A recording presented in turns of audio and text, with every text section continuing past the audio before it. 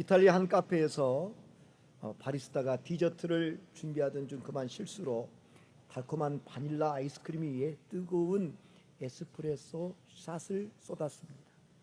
그로 인해 차가운 아이스크림이 흉하게 녹아내리자 바리스타는 자신도 자신이 디저트를 망쳤다고 여겼습니다. 그런데 한숨을 쉬며 그 음식을 한 입 맛본 순간 깜짝 놀랍니다. 에스프레소의 뜨거움과 아이스크림의 차가움, 에스프레소의 쌉싸름함과 아이스크림의 달콤함이 입안에서 완벽한 조화를 이룬 맛이었기 때문입니다. 사람 눈에 분명 실수요 실패였지만 바로 그 실수와 실패가 계기가 되어 오늘날 세상에서 가장 사랑받는 디저트 아포가토가 탄생하는 순간이었습니다. 프랑스 파리의 한 작은 빵집에서 일어난 일입니다. 제빵사가 그만 깜빡 잊고 밀가루 반죽을 너무 오랫동안 방치해 두었습니다. 뒤늦게 알아차렸을 때 반죽은 이미 과하게 발효되어 풍선처럼 흉하게 부풀어 올랐고 시큼한 냄새까지 풍기고 있었습니다. 제빵사는 머리를 감싸주며 탄식했습니다. 야, 오늘 빵은 완전히 망쳤구나. 이에 반죽을 통째로 쓰레기통에 던져 넣으려는 순간 하루치의 소중한 죄례가 너무나 아까웠던 그는 빚제야 본전이라는 심정으로 반죽을 대충 길쭉하게 늘려 화덕 깊숙이 던져 넣었습니다. 잠시 후 화덕에서 구워져 나온 빵을 잘라 맛본 제빵사, 자신의 혀를 의심하지 않을 수 없었습니다. 과발효되며 생긴 반죽 속 수많은 기포가 뜨거운 열을 받아 겉은 기분 좋게 바싹거렸고 속은 공기층이 촘촘히 들어가 이전에는 맛본 적 없는 놀랍도록 촉촉하고 쫄깃한 식감을 자랑했습니다. 제빵사의 반죽 과발효의 실수를 통해 오늘날 널리 알려진 프랑스의 대표적인 빵 바게트가 탄생하는 순간이었습니다. 1928년 늦여름 영국의 세균학자 알렉산더 플레밍 박사는 치명적인 세균인 포도상 구균을 연구하다가 사용하던 배양 접시들을 그대로 둔 채 여름 휴가를 다녀왔습니다. 휴가를 마치고 실험실에 돌아와 보니 배양 접시 가운데 몇 개가 푸른 곰팡이로 오염되어 있었습니다.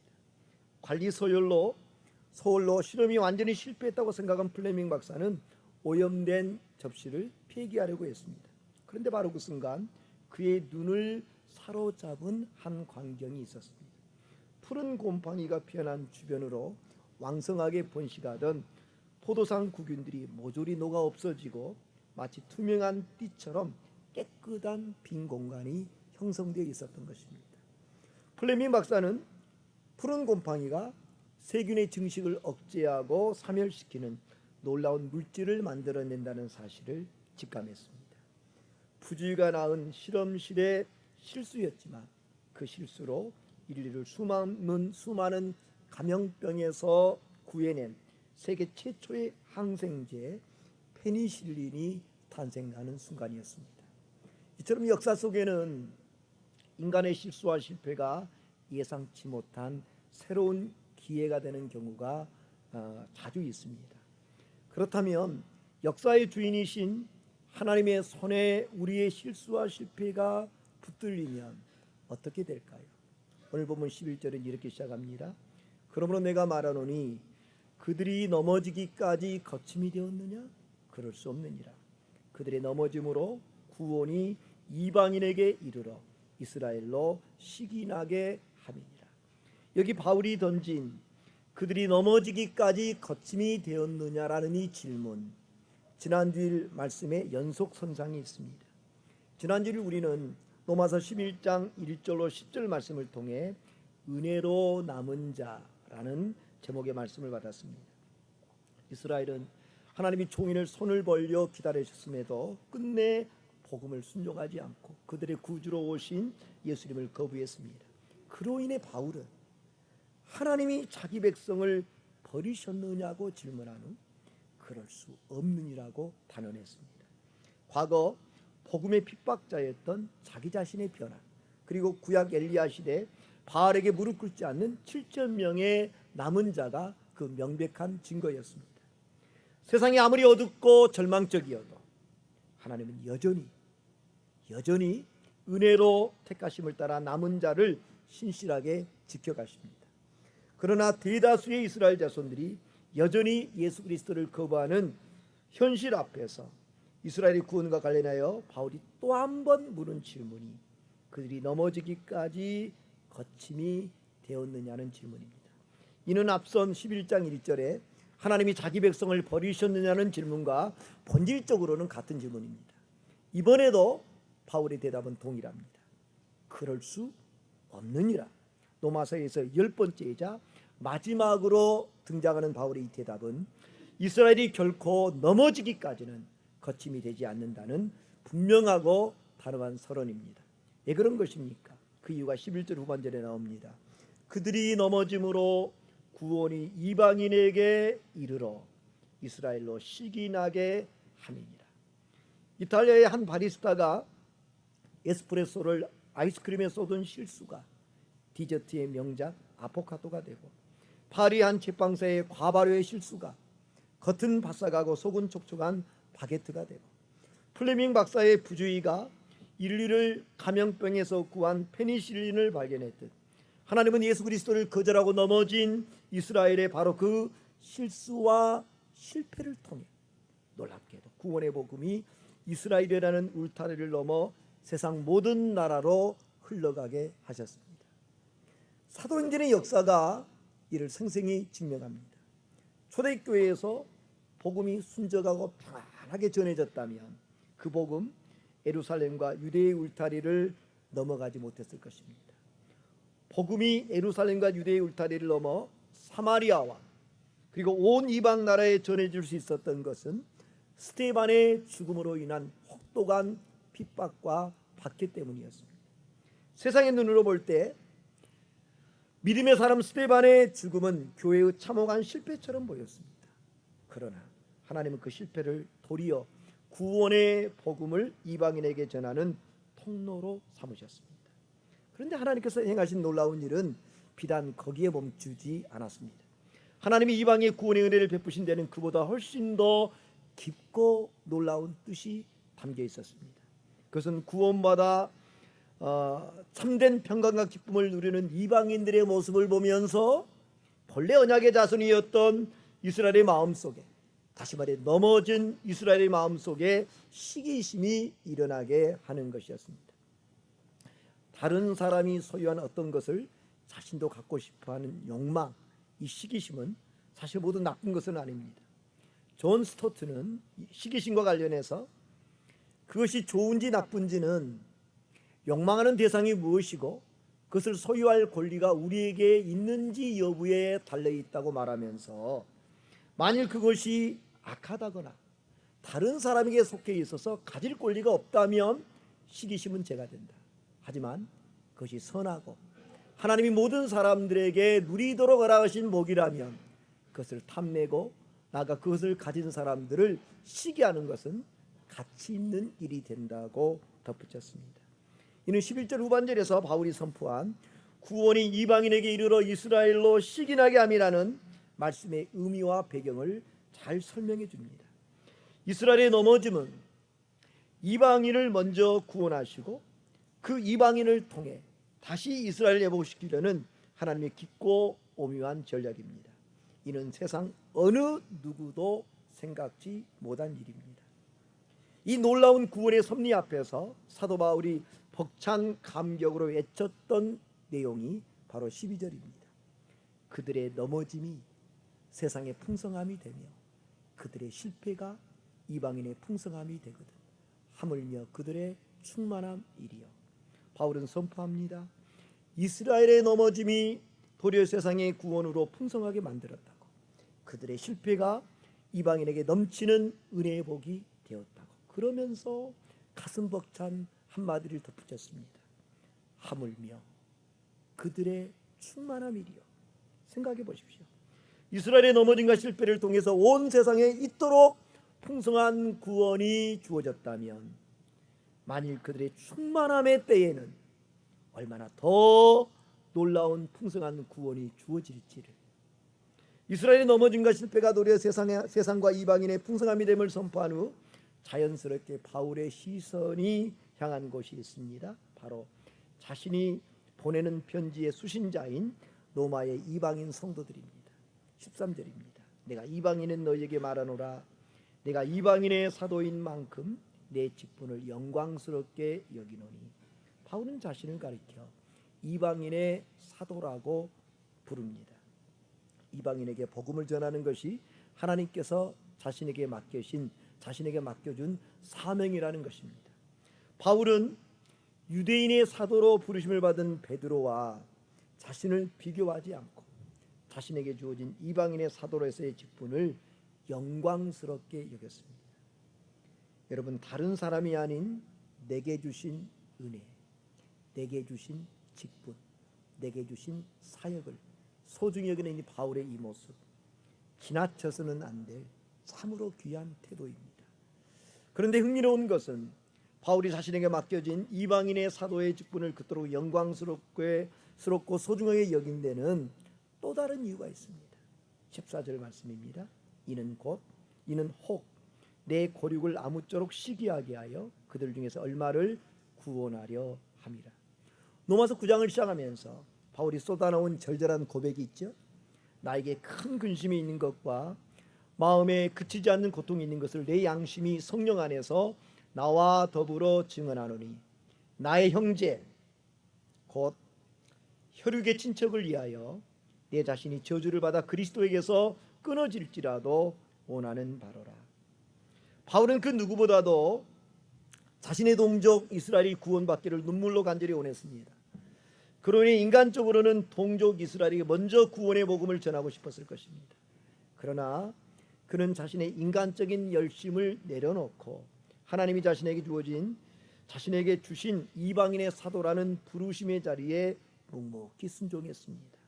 그렇게 할 수 있었던 것, 동족 이스라엘의 구원이 자신의 열심, 사람의 열심과 방법이 아니라 철저히 하나님의 주권과 섭리 속에서 이루어질 것을 믿었던 것입니다.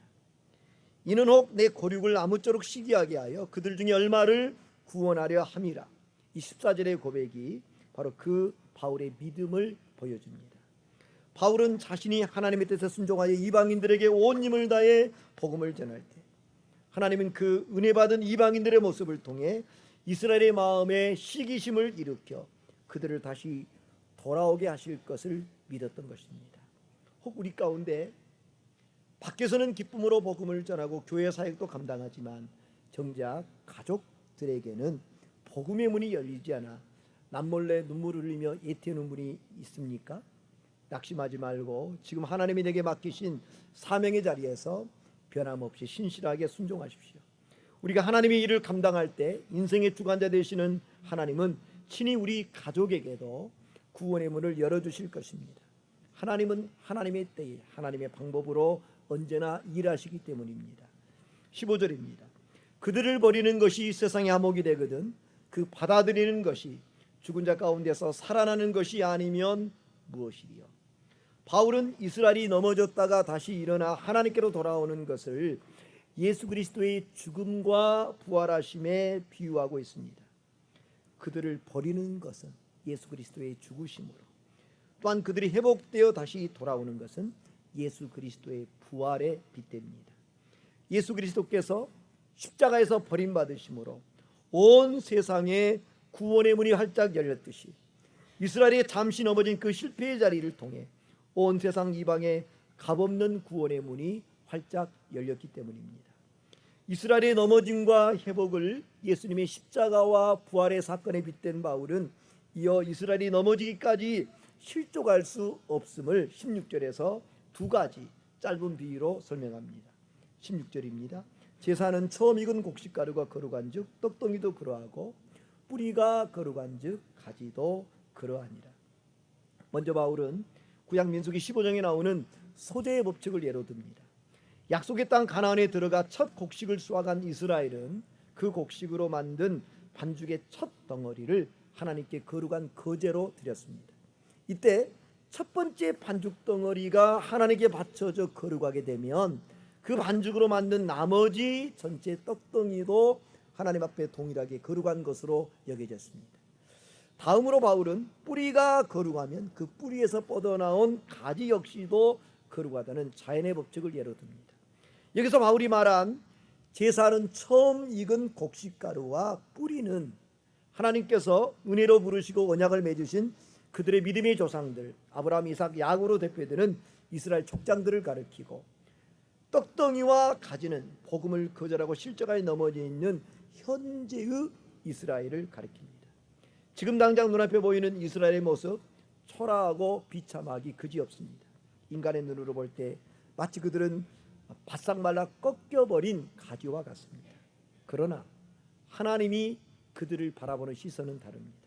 하나님은 그들의 현재 넘어짐만 보시는 것이 아니라 그들의 과거 뿌리가 되는 아브라함과의 영원한 언약의 약속을 기억하십니다. 뿌리가 거룩하신 하나님께 속해 있기에 비록 지금은 그들이 가지가 상하고 꺾였을지라도 하나님은 결코 그들을 완전히 버리지 않으신다는 것입니다. 더 놀라운 것은 이스라엘이 꺾인 그 자리에서 하나님께서 행하신 접붙임의 은혜입니다. 17절을 보십시오. 또한 가지 열마가 꺾였는데 돌감람나무인 내가 그들 중에 접붙임이 되어 참 감람나무 뿌리의 진액을 함께 받는 자가 되었은지. 당시 팔레스틴 농부들의 접붙이는 방식은 돌감람나무에 잘 자란 참 감람나무 가지를 접붙였습니다. 그것이 일반적인 접붙임입니다. 그런데 하나님께서 말씀하신 구원의 접붙임은 반대였습니다. 참 감람나무에 꺾여나간 빈자리에 돌감람나무를 접붙였습니다. 우리가 받는 구원의 본질이 바로 이것입니다. 우리는 본래 하나님의 언약과 상관없는 외인이었고 아무런 소망 없이 살아가던 야생 돌감람나무에 불과했습니다. 그런데 순전히 하나님의 주권적인 은혜로 말미암아 참감람나무의 접붙임을 받았고 이제는 그 뿌리로부터 흘러나오는 생명의 진액을 그리고 구원의 은혜를 매일 공급받는 자가 되었습니다. 우리가 잘 아는 우화 토끼와 거북이의 이야기가 있습니다.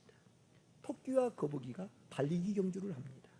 객관적인 조건으로 볼 때 뛰는 토끼를 기어가는 거북이가 이기는 것 불가능한 일입니다. 출발하자마자 토끼는 저만큼 앞서 나갔고 승리는 보나마나 자기 것이라고 확신했습니다. 자만에 빠진 토끼는 도중에 커다란 나무 그늘 아래 누워 마음 놓고 잠이 들었습니다. 반면 거북이는 느리지만 쉬지 않고 묵묵히 걸어가 잠든 토끼를 가로질러 마침내 먼저 결승전에 도달합니다. 성실함과 꾸준함이 타고난 자질을 이긴다는 교훈으로 자주 쓰이는 이야기입니다. 하지만 곰곰이 생각해 보면 거북이의 승리 단지 거북이 자신의 노력과 성실함만으로 얻어진 것일까요? 아닙니다. 거기에는 토끼의 지나친 자만과 안일함 그리고 오만이 낳은 실수라는 반사이익이 있었습니다.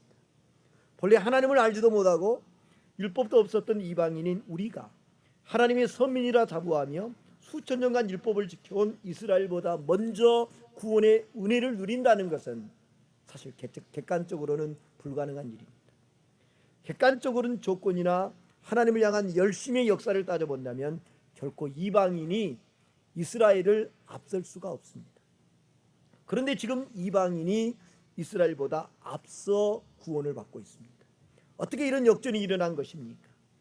마치 경주에서 이긴 줄 알고 잠들어버린 토끼처럼 이스라엘이 선민이라는 특권의식과 자만에 빠져 진리이신 예수 그리스도를 배척하고 넘어졌기 때문입니다. 이방인은 우리가 먼저 구원의 자리에 선 것은 우리의 실력이나 우월함이 아니라는 것입니다.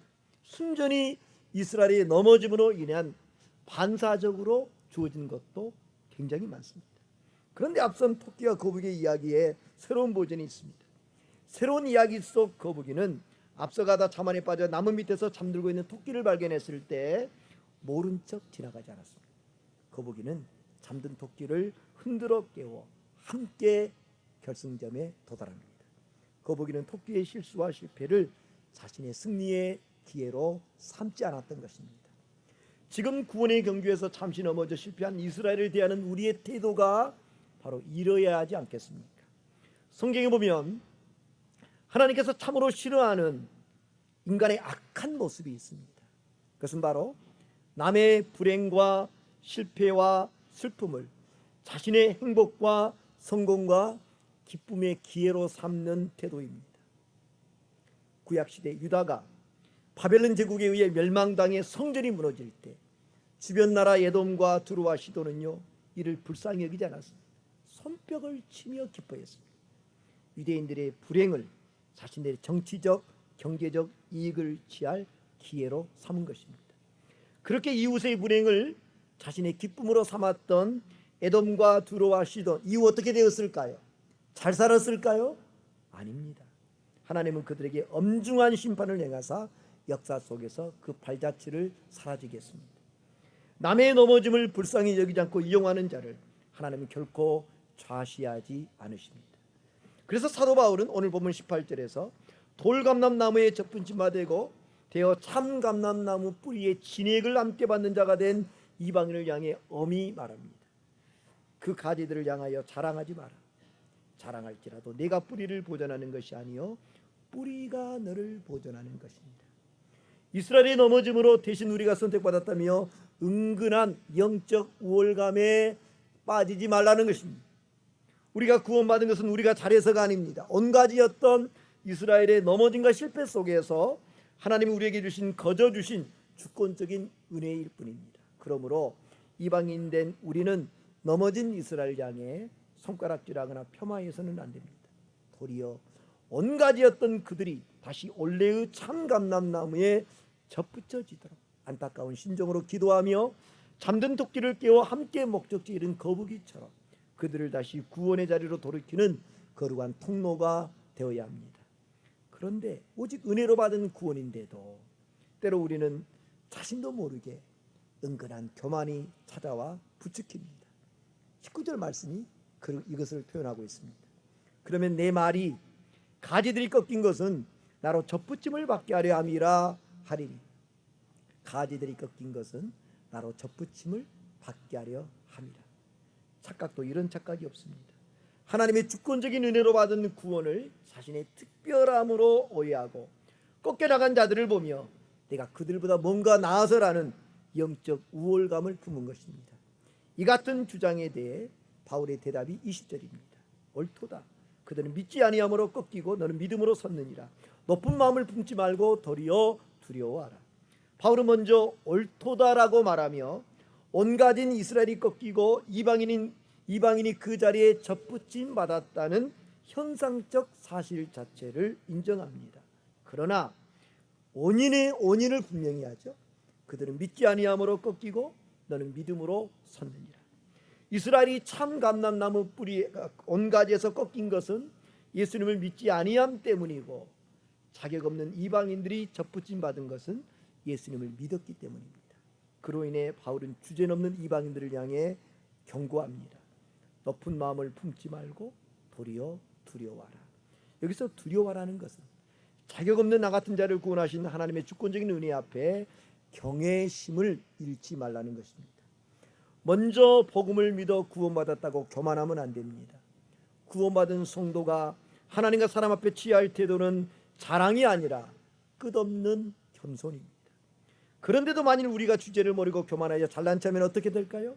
21절 말씀을 보십시오. 하나님이 온 가지들도 아끼지 아니하셨은즉 너도 아끼지 아니하시리라. 참으로 두렵고 떨리는 말씀이 아닐 수 없습니다. 하나님께서 믿음의 조상 아브라함의 혈통적 후손이자 수천 년 동안 말씀과 예배를 맡아왔던 온 가지인 이스라엘이 불신앙과 교만에 빠졌을 때 아끼지 않고 꺾어내셨다면 하물며 은혜로 접붙임을 받은 돌감람나무 가지에 불과한 우리가 구원의 은혜를 잊어버리고 영적 우월감에 도취되어 교만해진다면 하나님이 그냥 두고만 있겠느냐는 것입니다. 우리가 구원과 관련해서 잊지 않아야 될 하나님의 성품 두 가지가 있습니다. 바로 하나님의 인자하심과 준엄하심입니다. 22절을 보십시오. 그러므로 하나님의 인자하심과 준엄하심을 보라. 넘어지는 자들에게는 준엄하심이 있으니 너희가 만일 하나님의 인자하심에 머물러 있으면 그 인자가 너에게 있으리라. 그렇지 않으면 너도 찍히는 바 되리라. 바울은 우리에게 촉구합니다. 하나님의 인자하심과 어미하심을 보라고. 우리가 믿는 하나님은 한없는 은혜를 베푸시는 인자하신 하나님이시지만 또한 동시에 불순종과 교만과 죄에 대해서는 결코 강가하지 않으시는 준엄하신 하나님이십니다. 우리가 머물러야 될 자리, 바로 하나님의 인자하심의 자리입니다. 인자하심에 머문다는 것은 내 공로나 자격을 자랑하는 것이 아니라 날마다 나 같은 자에게 임한 하나님의 십자가 은혜를 겸손히 의지하여 살아가는 삶입니다. 그렇지 않으면 우리가 어떻게 된다고요? 그렇지 않으면 너도 지키는 바가 되리라. 우리가 은혜를 잊고 교만해지는 순간 우리 역시 준엄하신 하나님 앞에 설 수밖에 없습니다. 마지막으로 이스라엘의 구원과 관련해 바울이 이방인들에게 상기시킨 일이 있습니다. 23, 24절입니다. 그들도 믿지 아니하는데 머무르지 아니하면 접붙임을 받으리니 이는 그들을 접붙이실 능력이 하나님께 있습니다. 내가 온 돌감람나무에서 지킴을 받고 번성을 거슬려 좋은 감람나무에 접붙임을 받았으니 온 가진 이 사람들이야 얼마나 더 자기 감람나무에 접붙이심을 받으랴. 비록 지금은 이스라엘이 예수님을 배척하고 넘어졌지만 그들이 불신앙의 자리에서 믿음의 자리로 돌아온다면 하나님은 얼마든지 그들을 다시 접붙이실 수 있다는 것입니다. 왜냐하면 그들을 다시 접붙이실 능력이 하나님께 있기 때문입니다. 본성상 돌감람나무 가지였던 우리도 참감람나무에 접붙이셨는데 원래 본가지인 이스라엘이 회개하고 돌아올 때 하나님께서 그들을 다시 접붙이시는 일이 얼마나 더 쉽겠습니까? 이스라엘은 실패했을지라도 하나님은 결코 실패하지 않으십니다. 사랑하는 여러분, 우리의 실수보다 하나님의 언약이 더 큽니다. 우리의 연약함과 넘어짐보다 꺾인 가지를 다시 살려내는 하나님의 능력이 비교할 수 없을 만큼 더 강합니다. 그래서 우리는 감히 이렇게 고백합니다. 실패도 아름다워라. 인간의 실패마저도 가장 아름다운 구원의 걸작품으로 빚어내시는 이 위대한 하나님을 바라보며 날마다 겸손히 그의 인자하심 안에 머무는 우리 모두가 되기를 주님의 이름으로 간절히 축원합니다.